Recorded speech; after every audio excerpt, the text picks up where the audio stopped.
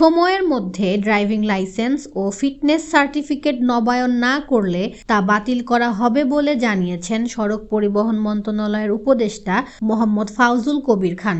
11 জানুয়ারি শনিবার দুপুরে বিআরটিএ ভবন পরিদর্শন ও কনফারেন্স রুমে রোড সেফটি বিষয়ক মত বিনিময় সভা শেষে তিনি কথা বলেন।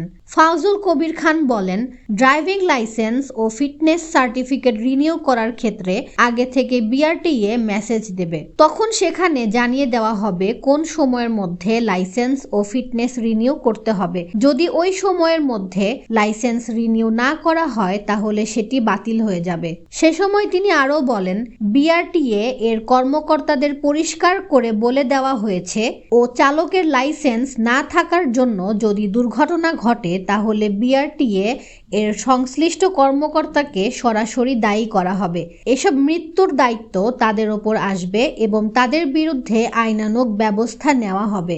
এ সময় সড়ক উপদেষ্টা বলেন, সড়ক দুর্ঘটনা কমাতে এবং ড্রাইভিং লাইসেন্স ও গাড়ির ফিটনেসের বিষয়ে কি করতে হবে, কে করবে, কিভাবে করবে, কত দিনের মধ্যে করবে, সেটি করতে কি প্রয়োজন হবে সেটার একটি ম্যাট্রিক্স আমরা দাঁড় করিয়েছি।